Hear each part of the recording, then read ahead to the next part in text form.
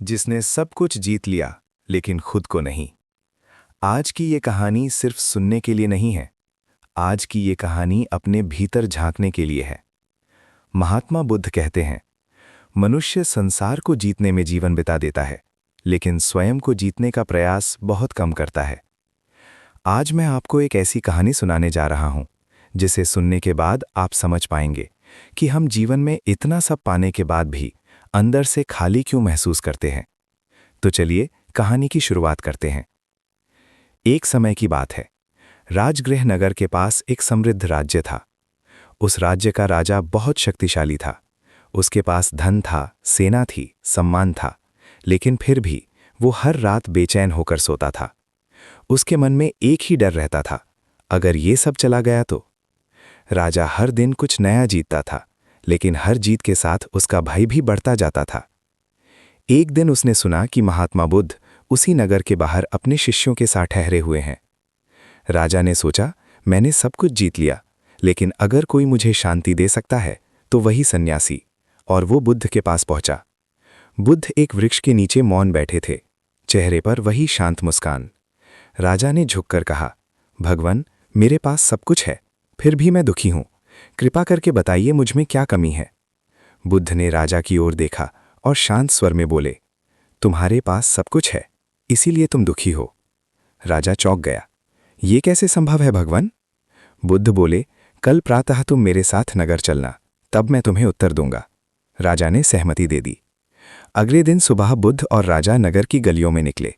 बुद्ध ने राजा से कहा, आज तुम राजा नहीं हो, आज तुम सिर्फ एक साधारण मनुष्य हो। राजा ने अपने वस्त्र बदले और बुद्ध के पीछे चल पड़ा। पहला घर आया, एक गरीब बढ़ई का घर। उसके घर से हंसी की आवाज आ रही थी। बुद्ध रुक गए। उन्होंने कहा, यह व्यक्ति दिन भर मेहनत करता है, फिर भी मुस्कुरा रहा है। राजा ने कहा, इसके पास तो कुछ भी नहीं है। बुद्ध बोले, लेकिन इसके पास अभी है। वे आगे बढ़े। दूसरा घर एक व्यापारी का। धन बहुत था, लेकिन चेहरा तनाव से भरा हुआ। बुद्ध ने पूछा, क्या हुआ? व्यापारी बोला, कल नुकसान हो गया। कल का डर आज की शांति खा गया। तीसरा घर एक बूढ़ा व्यक्ति अकेला बैठा था। राजा ने पूछा, तुम अकेले क्यों हो? बूढ़ा मुस्कुराया, क्योंकि जो जाना था उसे जाने दिया। राजा अब चुप था। उसके भीतर कुछ हिलने लगा था। बुद्ध ने कहा, अब तुम मुझे बताओ, इन तीनों में सबसे धनी कौन है? राजा बोला, शायद वो बढ़ई। बुद्ध मुस्कुराए। वे एक तालाब के पास पहुंचे। बुद्ध ने राजा से कहा, तालाब में पत्थर फेंको। राजा ने पत्थर फेंका।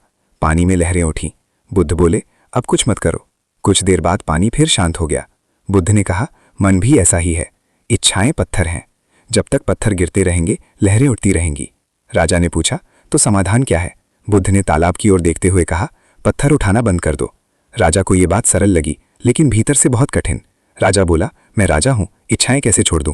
बुद्ध बोले, राजा बनना छोड़ो, मनुष्य बनो। राजा कुछ देर मौन रहा, फिर बोला, लेकिन संसार तो मुझे खींचता है। बुद्ध ने उत्तर दिया, संसार नहीं खींचता, तुम्हारी पकड़ खींचती है। राजा ने झुककर पूछा, तो मुझे क्या करना चाहिए? बुद्ध बोले, हर दिन कुछ भी न चाहने के साथ बैठो, कुछ भी बनने की इच्छा मत रखो, सिर्फ रहो। राजा ने वही किया। कुछ दिन, कुछ सप्ताह। पहली बार उसे बिना जीत के शांति मिली। एक दिन राजा फिर बुद्ध के पास आया। उसने कहा, भगवान, मैंने राज्य नहीं छोड़ा, लेकिन भय छोड़ दिया। बुद्ध मुस्कुराए, यही वास्तविक त्याग है। बुद्ध बोले, संसार छोड़ना नहीं, आसक्ति छोड़ना। दर्शकों, हम भी उसी राजा जैसे हैं। हम भी कुछ न कुछ जीतते रहते हैं, पैसा, नाम, लोग, चीजें, लेकिन हम हार जाते हैं अपने भीतर। अगर आप सच में शांति चाहते हैं तो भागना बंद कीजिए। एक पल रुकिए, मौन में बैठिए, क्योंकि शांति कोई वस्तु नहीं है, शांति आपकी मूल अवस्था है। महात्मा बुद्ध कहते हैं, जिस दिन तुमने कुछ न चाहने में सुख पा लिया, उस दिन तुमने सब पा लिया। नमो बुद्धाय।